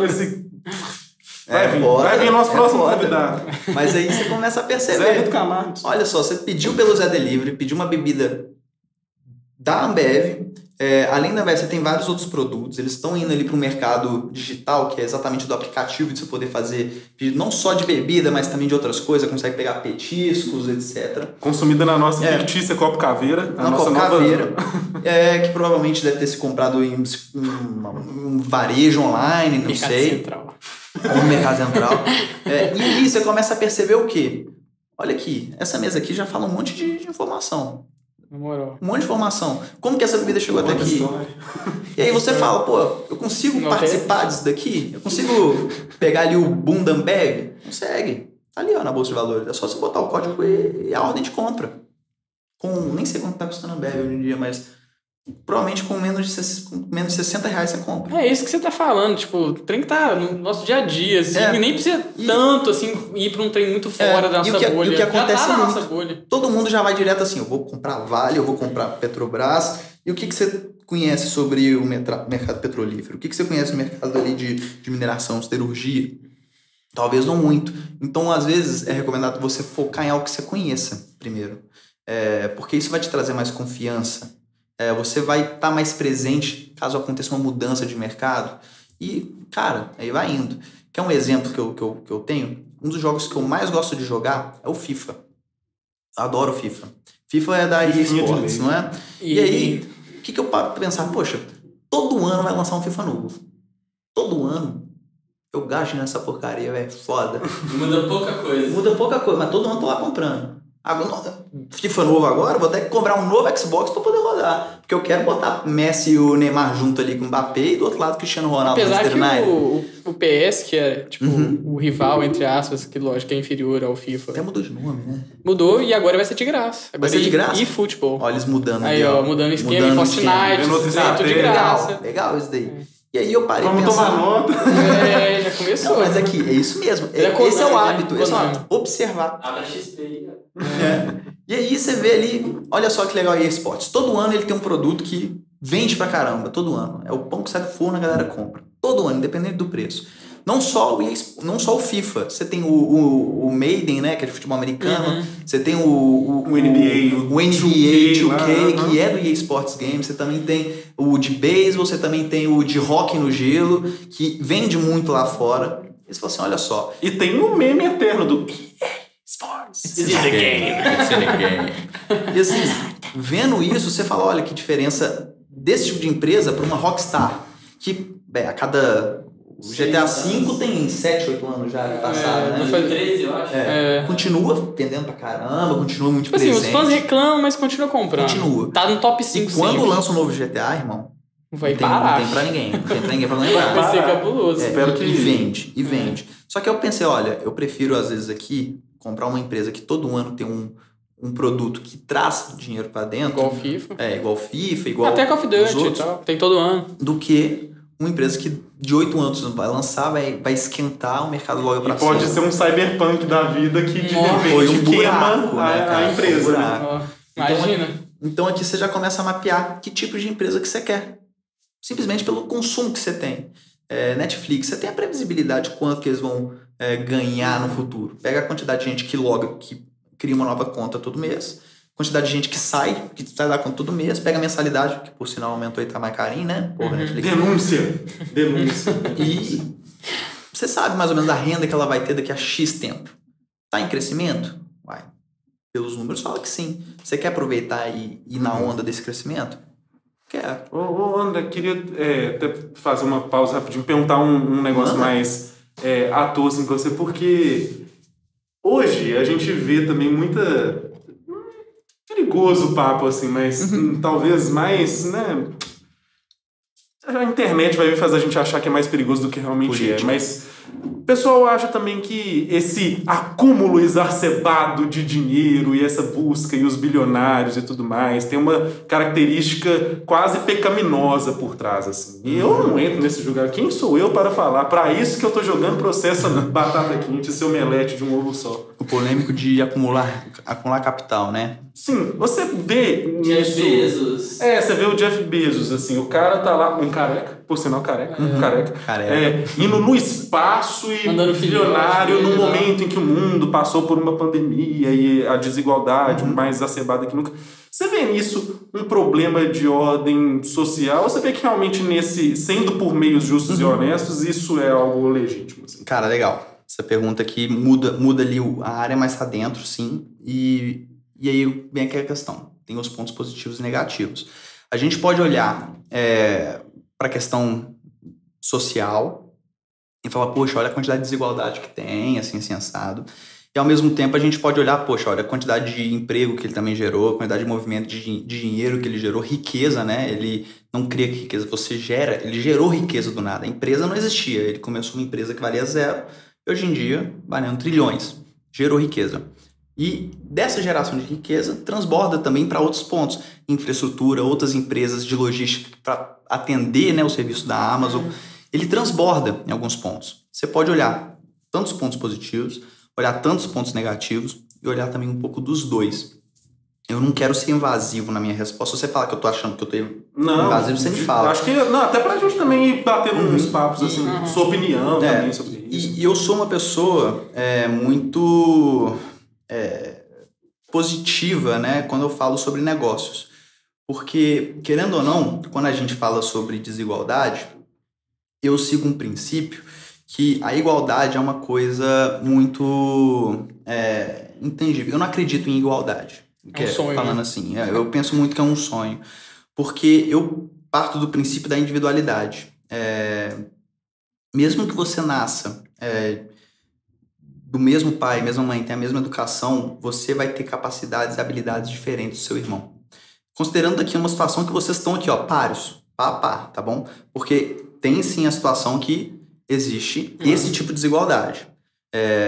Então, quando você vê essa questão da desigualdade e tenta trazer igualdade para todos, você pode estar favorecendo um lado e desfavorecendo o outro, prejudicando um lado e aquecendo um outro mercado. Tem que ser muito cuidadoso de como você vai implementar essas políticas, né? E com isso, você vai ter desdobramentos. No Brasil, você teve, sim, desdobramentos. Um exemplo prático é a questão da profissão do engenheiro, que foi uma área muito aquecida, principalmente por políticas desenvolvimentistas, né? Foi investido um grande dinheiro em construção de casas, construção de estádios, injetou dinheiro, né, na economia, né, no país. E essa injeção de dinheiro no país não foi algo do mercado, não foi do mercado. Foi sim uma política, né, uma política econômica. Gerou riqueza no curto prazo. Você teve grande parte da população enriquecendo, o PIB indo para cima, trazendo riqueza. Porém, no momento que parou de injetar e as coisas se estabilizaram, o que acontece? Efeito cascata. Pessoas viram aquele mercado aquecido, começaram um curso ali de faculdade de engenharia, por exemplo, passaram tantos anos ali para se formou e hoje em dia, se não tivesse o Uber, porque é uma empresa que gerou riqueza e tá conseguindo empregar esse povo todo. Imagina se não tivesse Uber. Ia ser a galera que, porra, errou. Entendeu? Sabe, eu acho assim, tem que ser muito delicado ao tratar esse ponto. Não é uma coisa fácil. Não é preto no branco. Não é preto no branco. E é importante ser realista frente a isso. Porque eu venho de um país que foi voltado para um discurso desse jeito, de vamos trazer a igualdade, nem que seja através da força. E hoje em dia eu não preciso falar o que é a Venezuela. Há anos atrás... Talvez precise, né? Tem gente... Mas, há anos atrás a Venezuela já foi o país com o quarto PIB per capita mais alto do mundo. O pessoal lá tinha muito dinheiro, mas tinha também muita desigualdade. E no momento que houve taxações de grandes riquezas, houve um desincentivo para geração de valor, exatamente em prol da distribuição ali de renda, fez com que quem tinha dinheiro saísse. Fez com que quem tinha a capacidade de gerar negócios saísse. E gerou um gargalo, porque uma coisa acaba dependendo da outra, né, gente? Então, se você reclama muito do seu empregador, lembre-se que ele teve que gerar algo ali do zero, conseguiu gerar riqueza com isso, e com essa riqueza ele transborda um pouco para você. Lógico, né? Dependendo da situação. É isso, não é uma coisa simples, não é fácil. E quem responde muito simples está sendo raso. E quem responde muito simples está sendo raso. Sempre tem esses... Que nem você disse, não é preto no branco, né? Não é fácil. E agora, uma coisa que eu queria sondar com você aí, fugindo ainda mais, só que eu acho que vai ser divertido. Não, mas eu gosto de tocar nesses pontos pra caramba. Eu acho... Não, nessa eu queria mais, quase como gracinha mesmo. Pensando, a gente falou de investimento, assim, de o que a gente escuta, do que a gente ouve. Uma proposta que a gente sempre tem nosso momento dinâmica, playground aqui, que é o seguinte. Aqui em BH, vamos supor que tudo aqui tá na bolsa e você tem que investir em algum barzinho, boteco, algum point de BH. Olha a propaganda, né, velho? Olha, é o seguinte, quem a gente investir aqui, vocês vão aparecer pagando o dobro que a gente vai investir hipoteticamente em vocês pra gente. É o combinado. Mas falando na brincadeira mesmo... Em BH, se tivesse investir, Belo Podcast. Nossa! Minha carteira não vai sair Tem que aproveitar o gancho. A IPO começa a arrecadar. Então, cara, gente, o link da vaquinha já tá na descrição do vídeo, como vocês devem ter notado. Cara, boa pergunta. Aonde que eu investiria? Há pouco tempo atrás eu falaria Bebes. Olha só o prejuízo que eu tomar. Tava crescendo a rua. Olha o cuidado que tem que ter. Na moral. Cara, gente, eu acho que eu também. Não, pois é. Not again, bro. Eu investiria no Jack Rock Bar, porque lá é o bar mais elitizado de rock de Belo Horizonte. E tá firme e forte. Mesmo com a pandemia, eles estão lá, tá ligado? Não sei se isso é uma denúncia ou um incentivo. Um pouco dos dois. Não é preto no branco. Mesmo na pandemia. Cara, quem que você investiria? Véi. Belo Horizontina. Ixi. Nossa, por exemplo, a gente só tá trazendo... A gente só sabe em qual não investir, né? A gente tá com uma carteira perigosa de Bebes e Belo Horizontina. Cara, eu investiria... Mais difícil, hein? Difícil. Cidade dos bares, a galera muito voltada a isso. Cara, eu investiria hoje em dia... Olha só. Daqui a gente vai aproveitar e deixar... Porque é uma pergunta legal, dependendo ali do setor. Você tem um setor ali de boate. Boate não dá. Mas talvez por estar embaixo hoje em dia, que tá barato. Vai comprar na baixa, E depois da pandemia pode ser o estouro, né? Porque, assim, tem uma frase legal. Quanto mais a galera for voltando... Vai naquele... vacinar documento. Tipo assim, vai naquele... Aquele que tá toda hora rolando, aquele Sambaê, Iangá. Que eu já comentei com você. É um que tá toda hora estourado, assim. Estourado mesmo. Cara, essa pergunta até me levou um gancho. Vocês já ouviram falar de Howard Marks? Não. Ele é um gestor, ele foi o fundador da Oakberry. Comi ontem lá. Oak Tree, desculpa, né? Oakberry não. Da Oak Tree. Os dois já piraram. Tudo Oak, aí vem assim na cabeça. Tudo né? carvalho. Eu comi ontem lá, adoro. Da Oak Tree. E ele comenta assim, cara, a questão dos ciclos de mercado, que existe ciclo de mercado de alta e baixa. Se a gente tiver numa alta, nós estamos ferrados. Não, você sabe, cara, você vai saber quando você tá numa alta. E você vai saber quando você tá numa baixa. Conversando aqui, você fala assim, nossa, mercado de eventos tá em baixa. A gente precisou fazer uma pesquisa muito a fundo. É senso comum. E quando tá tudo pulsante... Mano, você lembra da capa acho que foi da The Economist, que era o Cristo Redentor foguete voando. Uhum. Gente... Depois ele caiu, né, recentemente. Aí você para ali e fala assim, pô, onde que a gente tá nesse ciclo? Quando você tá no topo de um ciclo, ou na parte de baixo de um ciclo, é notório que você vai saber onde você tá. É notório. 2020 a gente sabe onde que a gente tava. Hoje em dia você já fica na incerteza. Porra, 2020 foi ruim pra caralho, mas agora tá tudo recuperado, a gente tá muito na alta. Você começa já na incerteza. A dúvida, se eu tivesse uma caneta aqui, eu ia até mostrar pra vocês. Fazer altos gráficos. No ciclo, a dúvida é quando a gente tá ali ó, no meio do caminho. Que é, será que tá na alta, será que tá na baixa? A gente não sabe. Mas quando chega vai continuar no topo, ou tá, né? E quando chega no topo, é que a gente... É a melhor hora para você fazer o posicionamento. Seja realista, ajuste as velas. Para que, se vier a baixa, você perca menos. E para se vier a alta, você se proteja mais. Você ganhe mais. Futebol Hoje em dia, futebol. Hoje em dia, eu investiria em eventos. Botaria ali na Sleepwalkers, por exemplo, que é o que faz o Planeta Brasil. Não sei se seria um bom negócio. Em restaurantes que tenham ali conseguido fazer um bom misto de digital e físico. Você tem Madeiro, Jerônimo expandindo aí pra caramba. Eu pensaria em uma coisa assim, que está em baixa, porém que tem uma puta potencial de crescimento. E a gente pensa nisso também, que essa baixa, em termos social, criou um anseio também das pessoas de recuperarem alguma coisa. Claro, pode ter uma dificuldade econômica maior por trás agora, mas não deixa de ter um anseio, esse desejo. Né? E lembra que eu falei de reserva de emergência? Antes, na sociedade ali de finanças, era muito comum a galera falar, cara, o objetivo seu é juntar 6 meses do seu custo de vida. Eu falei pra você 1 ano. Sim. Por quê? Ano passado veio com tudo, né, 2020, e a galera descobriu que 6 meses não era o suficiente. O Brasil ficou parado 1 ano inteiro. O Brasil não, o mundo, né? Parou ali por 1 ano. Hoje em dia que a gente tá pegando ali as coisas voltando, a vacina fluindo, e olha só, quem tinha pelo menos 1 ano de reserva de emergência não se comprometeu a vender as suas ações, a vender o que estava ali se preparando. Ou seja, continuou sólido aqui, mesmo torrando a sua reserva de emergência. Para quando agora as coisas estão crescendo, ele já está conseguindo colocar dinheiro de novo na reserva, se recompondo, e o seu investimento, sua diversificação, etc., começou a crescer novamente. E aí vai fluindo. E assim... Querendo ou não, é tudo... Lembra o papo do ovo lá, que você vai ter um baldezinho para você colocar o ovo podre, pra você saber se tá podre ou não? A gente tá falando aqui agora de sistemas. Como que a gente pode criar um hábito de comprar na baixa e vender na alta, por exemplo? Perceber também esse timing, né? E um dos exemplos que a gente aprende, né, na internet, você tem o Thiago Nigro, que ele não sei se foi ele que elaborou, mas ele aborda muito isso, que é o princípio da arca. Cara, é muito legal esse princípio da arca.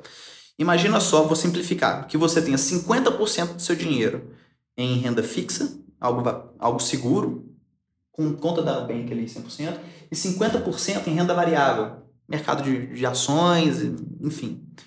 Quando você, 50-50, entra ali no mercado de baixa, 2020 veio, sua parte de ações começa a descer. As ações estão perdendo preço, estão perdendo dinheiro.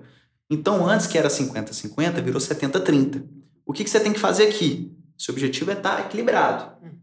Se a sua carteira agora está 70-30, você vai tirar 30% dos seus 70 aqui, coloca aqui e volta a ficar 50-50. Porque se o mercado aquecer, você comprou ali na baixa e tal. Se o mercado aquecer, você vai começar a crescer. Sim. Olha só, o desequilíbrio novamente. Você vai vender as suas ações na alta. Sim. E sem emocionar também, achando cara, que... eu volto pra frase do... Cadê o cara legal aqui?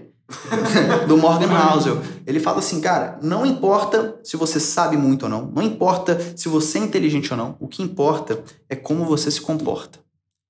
Independente se esse comportamento seja... Cara, você tem a habilidade de ser disciplinado ou você criou um sistema para se disciplinar. E aqui eu vou fazer o gancho no projeto que eu tive. Ano passado, eu criei um projeto chamado Bora Correr, que ele tinha a finalidade de transmitir informação, uma educação financeira para as pessoas que me acompanham no Instagram. O que eu fazia naquela época? Toda segunda-feira eu tinha uma live. Eu fazia uma live no Instagram e falava de um tema. Esse tema vai ser como começar a investir na bolsa. Como abrir uma conta em uma corretora, como analisar uma ação, ou até mesmo como fazer a diversificação. Toda segunda-feira eu tinha um tema. eu sou bom samaritano, quis simplesmente passar informação para todos. Cara, eu tinha sim uma intenção de passar as informações. Só que eu também tinha um princípio que eu estava precisando, para mim, o hábito de sempre estar aprendendo. Se eu me comprometer toda segunda-feira em ter que apresentar algo novo, você vai estar estudando de certa forma. Tenho, nem que seja por pressão, estar aprendendo algo novo, não é? E aí, o que vem a questão do aprendizado? Como que você consegue internalizar uma informação muito bem? Primeiro, você estuda sobre. Vai lá aprender como lutar, como dar um soco. Lê livro de como dar soco, lê livro de artes marciais, por exemplo. Depois de você ter estudado sobre, você tem que aplicar. Vai lá e dá um soco na parede, dá um soco. Aplica o que você aprendeu, sabe? Vai no coleguinha e dá um soco no coleguinha. Aquele amigo que você já tem mais intimidade. E depois que você, aprendeu, né? Estudou, aplicou, chega a parte de externalizar, de replicar. Você leu um livro sobre como dar um soco. Você foi lá e deu um soco. Foi dando 1000 socos lá na parede. Depois, você vai ensinar alguém a dar um soco. Você tem, porque você está criando na sua cabeça todo um sistema de aprendizado. Se chama skin in the game. Nada adianta eu falar para você, cara, seguinte, faça diversificação, seja seguro e não aposte todo o seu dinheiro em uma cesta de ovos. Aí se você olha para mim, eu faço exatamente o contrário. Beleza, minha fala tá legal, sim, mas se o que eu estiver fazendo não tá condizente com o que eu tô falando, eu tô aprendendo realmente? Ou vai ver, passa uma impressão também de pouca credibilidade. Né? Aí você tá passa uma impressão de pouca credibilidade. Né? E assim, aí vem o ponto fundamental, cara. Você tem que estar condizente com o que você fala. Você tem que estar ali convergente. Eu acho que tudo sempre volta um pouco para essa ideia de uma disciplina, um estudo, né? Uma coisa do tipo. E assim, a gente tem tido um hábito de fazer, experimental ainda, como tudo nesse lindo canal, e enfim, um programa no Spotify, de fazer uma espécie de ping-pong, assim, mas no final, com alguma opinião sua, eu queria ver se a gente traz isso, assim, para bate-bola de o mercado, que é o seguinte... Mas rapidinho, Kimi. Não, tô brincando. Eu já ia treinar o soco do coleguinha aqui. Depois você tinha que ensinar. É porque você falou muito de ter informação para todo mundo, de procurar no Google, YouTube. E esse curso que você tem, como é que a gente faz para Cara, ele não é um curso, é um projeto. Você quer acessar, você pode entrar no meu Instagram, tá tudo salvo. Eu salvava todas as lives. Legal. Tá hoje, tudo disponível ainda? Tudo disponível. A gente deixa... A gente vai informação é tudo disponível. Todas as informações. E querendo ou não, esse é o fundamento, cara. Você quer informação, é só você ir ali atrás. As lives aconteciam. A média de pessoas que assistiam era 7 pessoas, 12 pessoas. E assim, é pouco, mas olha que interessante. Poucas pessoas entraram em contato comigo, faziam perguntas. Ou seja, eu estava criando todo um ciclo social de pessoas que estavam interessadas no assunto. Vocês sabem por que o nome é Bora Correr? Porque uma frase que eu gosto muito de falar é que você tem que correr com quem está correndo. Você vai tentar ensinar para alguém que não quer aprender, essa pessoa não vai aprender, você vai perder seu tempo. Se você correr com alguém que está correndo, você vai conseguir ir mais longe. Então, para poder primeiro a correr, você tem que aprender a se levantar, a se equilibrar, a dar os seus primeiros passos, a caminhar e depois começar a correr. Tudo é gradativo. E aí eu falo aquela questão do longo prazo. Quando você vai falar assim, eu vou te dar um exemplo. Eu tenho aqui dados. Eu adoro dados porque número é uma coisa que aquece. Números não mentem. É um tesão, né? Por que eu falo que o caminho mais rápido para o enriquecimento no mercado financeiro é o longo prazo? Eu pego aqui o exemplo do S&P 500, que é um índice Standard & Poor's 500, que são das 500 principais empresas norte-americanas. E aqui você tem uma evolução delas, né? Em 1981, até hoje, na verdade até 13 de setembro, ontem, né? No dia que está sendo gravado esse vídeo, a evolução do mercado americano foi de 3.742%. Uma valorização absurda. Você olha isso daqui e fala, poxa, cabuloso, cara. Mercado longo prazo voando. E aí a gente fala, mas também, pera lá, é o mercado norte-americano, é o cenário das oportunidades, é super aquecido, né? É potência. Então, vamos olhar o curto prazo? O que aconteceu nos Estados Unidos nos últimos 170 anos? E aí, se eu invertesse as informações, eu ia perguntar, você investiria? Olha só, nos últimos 170 anos, nos Estados Unidos, na economia americana, 4 presidentes foram assassinados. 4 presidentes foram assassinados. Os Estados Unidos passaram por 33 recessões. 99,9% das empresas criadas lá no início, hoje em dia estão falidas. Não estão mais lá. A inflação superou 7% em 20 anos. E as empresas americanas somadas já perderam 1/3 do valor. Então imagina, a empresa valia X, agora está valendo 1/3 de X, em no mínimo 12 ocasiões. Então, quando a gente olha no micro, no curto prazo, você tem porrada. Que gera o pessimismo, que gera o receio, a aversão a risco e gera o pessoal a vender. Só que se você pegar tudo isso daqui e olha o gráfico de longo prazo, você não vê isso daqui ali dentro. É o grand picture, né? Porque o longo prazo, cara, ele é perene, historicamente perene, né? Então, assim, eu sempre falo, o foco aqui é longo prazo. E tem que ter um pouquinho de estômago também pra... E aí o ponto importante. Existe uma fórmula, né, de performance da sua carteira. Como que você sabe que sua carteira vai performar bem e performar mal? Essa fórmula, eu não sei se na edição vai ter jeito de colocar, mas assim, Y é igual a alfa mais beta vezes X. O que é cada coisa, tá? O Y é a performance do seu portfólio. O seu portfólio, sua carteira, ela vai ser um resultado de alfa, que é o seu skill, o quanto que você tem ali de habilidade, seu skill, mais a sensitividade do seu portfólio, ou seja, se o seu portfólio é muito sensível à variação, por exemplo, se a bolsa varia 1% positivo, se o seu portfólio varia 3%, ela é bem volátil. Agora, se o seu portfólio é mais seguro, ele é mais defensivo, se a bolsa sobe 5%, seu portfólio vai subir 1,5%, por exemplo, ele é menos sensível. E o X da equação é o retorno do mercado. Você vai pegar seus skills mais quanto que é a sensibilidade da sua carteira vezes a volatilidade do seu. Isso daqui é a fórmula da performance da sua carteira. E aí vem aquela questão, poxa, eu quero aquela rentabilidade maior, eu quero ter os maiores resultados. E aí vem a questão, você quer ter uma posição agressiva, né? Porque lembra aquele assunto, quanto maior o risco, maior é a chance de retorno, mas também maior a chance de prejuízo. Então, beleza. Tem aqui um quadrante, né?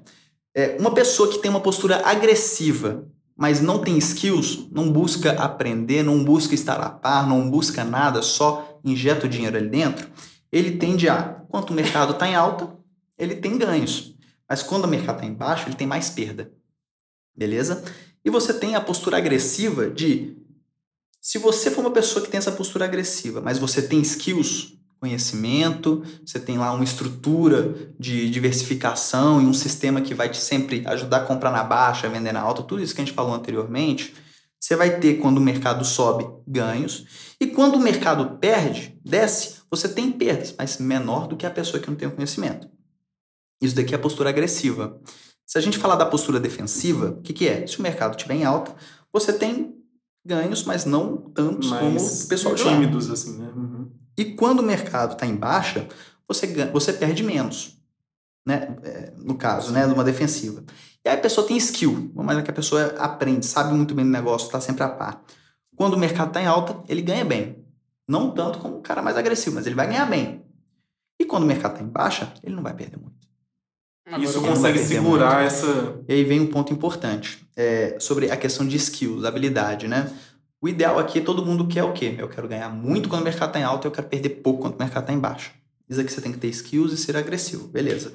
E aí vem a questão, Howard Marks falando ele de novo, ele fala sobre a questão do basquete. Ele dá um exemplo de basquete.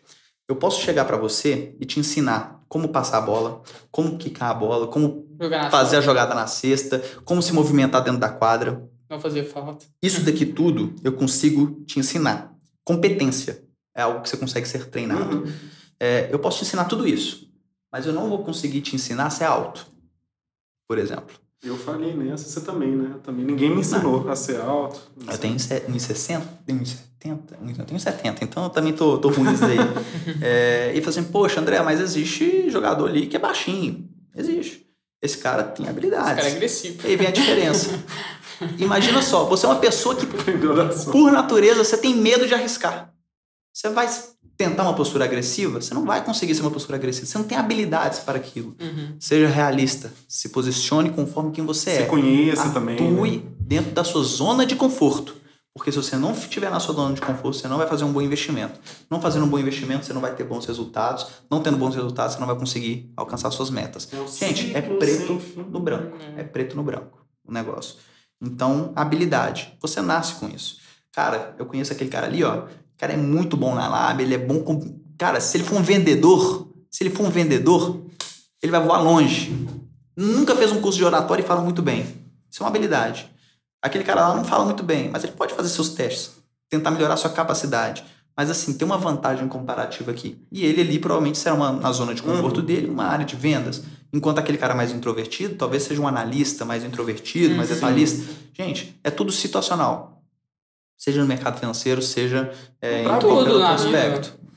Educação financeira, você acaba trazendo muita coisa para dentro da sua vida, velho. É impressionante. Tem princípios atrás do mercado financeiro que você aprende muito. Que são na massa demais. Eu achei muito massa, sério mesmo. Já tá pensando onde você vai colocar o dinheiro? Já. Parar de gastar com cachaça, né, mano? Olha lá, só o golinho da cerveja. Não para, cara. Você não precisa parar de gastar. Tendo o controle certo, você vai gastar cachaça. Não, aquele tantinho ali no meio, né? Aquele velhinho barreira, só pra ficar tranquilo. Que nem falou, tem o Netflix, tem a cachaça. Não é diminuir os gastos, é aumentar a renda. Ó, também. Na verdade. Esse é o segredo. Esse notebook seu tá à venda? Vamos passar ele, não faça isso. Não, voltando então só pra brincadeira do ping-pong, é o seguinte, papo rápido, papo 10, sua opinião, sem, na gracinha mesmo. Vamos lá. Ouro ou Bitcoin? Olha, um pouquinho dos dois. Achei justo. O cara é todo Achei justo. Tem um gray area. Você quer que eu respalde a resposta ou... Não, pode explicar. Por que a questão? O ouro, ele é fundamental em épocas de crise. Ele tende a valorizar bastante. Ele é escasso e é comprovado frente ao tempo. Se a gente pegar o real não tem nem 60 anos de idade. Tem quantos anos de idade o real, por exemplo? Tem uns 30? Não, um pouco, Né? Tem, o real foi quando? Foi 20 e poucos anos de idade, na verdade, né? 94, eu acho. 94. É o aniversário dele agora. Então, assim... 2 anos mais velho que o Felipe. Se você for olhar essa moeda, assim... Você podia estar na nota, viu? Se você pegar o exemplo da moeda real, ela não foi provada frente ao tempo. O dólar tem mais de 100 anos que circula aí no mundo. O ouro tem mais de 1000 anos girando frente ao mundo. Ela é comprovada frente ao tempo. Isso é muito bom. O Bitcoin é algo novo.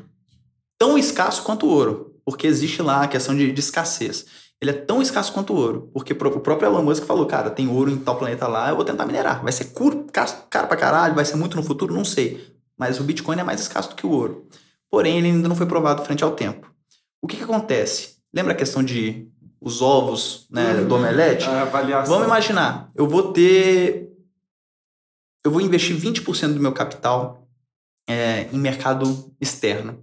Desses 20%, 1% vai ser em Bitcoin, 5% vai ser em ouro e o resto em mercado europeu, americano, assim assado.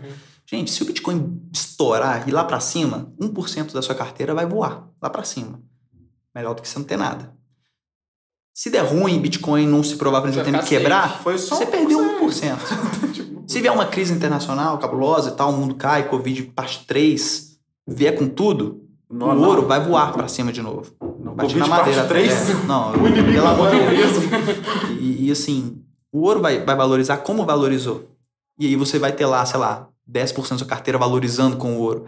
Então, lembra a estrutura de você diversificar ativos, setores e países? Aqui, ó. Ativo, um pouco em Bitcoin, um pouco em ouro. Setor, uma coisa é um commodity, outra coisa é... Nem sei o que é Bitcoin, acho que é commodity também, né? Essas criptos agora... Essas diversificações, exemplo prático. Sua resposta era para ser rápida, né? Eu tenho esse problema de falar muito. Mas até faz bom, sentido. porque quando a resposta é um porque não é excludente, cara, não é excludente. É fundamental. Tem a história do alumínio. Você sabe a história do alumínio? Não, conta aí. Antigamente, o alumínio era tão caro quanto o ouro, né? Quando era muito escasso, não era muito utilizado, etc. Até mesmo em reinos antigos, era muito comum você presentear os seus hóspedes com alumínio, talheres feitos de alumínio, do que feito em ouro. Porque realmente é algo super valioso. Com o tempo, a tecnologia foi evoluindo, a extração do alumínio melhorou e hoje em dia a gente tem papel alumínio dentro de casa. Então, se você for olhar historicamente o preço do alumínio, antes era esse daqui, ó, vou lá para baixo. É que nem o sal. Então, assim, e o sal era engraçado, porque o sal era antigamente utilizado como moeda de troca, né? Era moeda de troca. Salário, né? Exatamente por isso. O salário é por causa das trocas em sal. Imagina, troca de serviço. Vamos fazer um combinho ali de sal com alumínio e sair na rua gritando, que nem os dois esquizofrênicos. Mas, enfim. Isso é muito legal. Então, um pouquinho dos dois. Mas agora, vamos... Minerador aí, né? De minério mesmo de ferro ou urânio? Ou um pouquinho dos dois. Aí eu gostaria... Eu não tenho informações suficientes para responder essa pergunta. Não sei responder isso agora. É importante, às vezes, você não saber, não faça algo. Fique... Sabe? Na dúvida, não ultrapasse. É o princípio. O princípio Warren Buffett, ele tem uma frase. Você tem as coisas, por exemplo, ele tem no escritório dele 3 caixinhas. A caixinha do sim, a caixinha do não e a caixinha do muito difícil. É muito difícil. E essa caixinha do muito difícil é onde eu colocaria essa pergunta. Não tenho conhecimento suficiente para tomar uma decisão, então eu não vou tomar ela agora. Boto aqui no muito difícil, estudaria e aplicaria. Se eu tivesse que responder, eu pensaria que às vezes o urânio seria interessante para a questão de sei lá, fusão nuclear, né, baterias e etc. Mas assim, querendo ou não, são duas áreas muito perenes, né? Também do minério. São 2 áreas muito perenes. E a última é o seguinte, omelete com ou sem cebola? Sem cebola, Deus me livre. Sem cebola. Sem cebola tem camada. Eu detesto cebola, cara. Não, coisa que fez minha mãe chorar, eu não como, não põe no prato, não. Foi bom demais o papo, André, sério. Que bom, foi mano. muito da hora. Legal demais. Eu já tô até triste. pra iniciar a galera que não tem, tipo... Até pra começar a olhar essas coisas, né? Porque é muito importante. Sim, achei muito bacana esse parecer do realismo, trabalhar com o que tem. E mais importante, começar, né? Não, e educação financeira, se a gente não melhorar hoje, cara... Até tem o dado aqui. Existe um ranking, né? De educação financeira mundial. Esse ranking é feito pelo mesmo S&P, o Standard & Poor's, que faz aquele índice. Eles fazem esse estudo também com 144 países. Desses 144 países, aonde você acha que o Brasil se está? Eu gosto de fazer esses bate-bola, só para terminar mesmo. Educação financeira? Educação financeira. Eu chutaria baixo, viu? Muito baixo. Eu acho que, não sei... 95. 95 não, a gente não tá tão ruim. 60 que eu vou falar. A gente não tá tão bom. A gente tá na posição 74. E aí, não é ruim. Aí se a gente for olhar pra quem que a gente tá perdendo, aí a gente gera um pouco de uai, o que é isso aqui? Bad vibe. A gente tá atrás, né? Tipo, a gente tá perdendo, por exemplo, do Zimbábue, que tá na posição 45, do Cazaquistão, da Quênia, do Togo, de Benin, que é ali um país ali no centro africano, de Azerbaijão. A gente tá atrás desses países todos no quesito educação financeira. Eu queria agradecer a todos os nossos presidentes, historicamente, e também todas as nossas políticas públicas por nos proporcionar essa informação no final deste episódio 7 do Belo Podcast, que é melhor votar no carneiro número 7 no jogo do bicho do que em vocês, para poder depender de educação financeira. Mas, bom, fazer o quê, né? Vamos comer nossas finanças aí e despedir dessa galera. Eu te agradeço demais, viu, André? Obrigado novamente. A gente espera que você volte depois. A gente sempre reforça o convite que os nossos convidados, principalmente esse top 10 aí inicial, vai ser de honra. E lembrando todo mundo, inscrever, ativar o sininho, seguir no Instagram. Gente, Instagram, legal, show. Sabe o que é melhor? YouTube, deixou a inscrição ali. Maladinho, ligou a TV à noite, já tá lá nossa carinha bonita, ou nem tanto, né? Tem gosto pra tudo. Enfim, continue acompanhando. Não, quero fazer uma caminhada, uma corrida, alguma coisa do tipo. Spotify também tá ali, né? Foninho de ouvido, fio, pau, entendeu? Não, vou ali investir agora na Rico, na XP, na Clear. Use o nosso cupom de desconto. Mentira, não temos. Passa o dinheiro pra gente, que a gente pode investir pra vocês. Já falamos de agiotagem hoje, né? Falamos de agiotagem hoje. Mas enfim, galera, obrigado pela companhia mais uma vez. Espero que vocês tenham gostado. Deixa comentário, like, manda pra mãe, pra tia, pra família. Sai na Praça 7 gritando, sobe no pirulito, joga dinheiro pra cima. Mentira, não faça isso e tchau. Eu fiquei sem ar. Valeu, gente. Valeu, pessoal. Obrigado.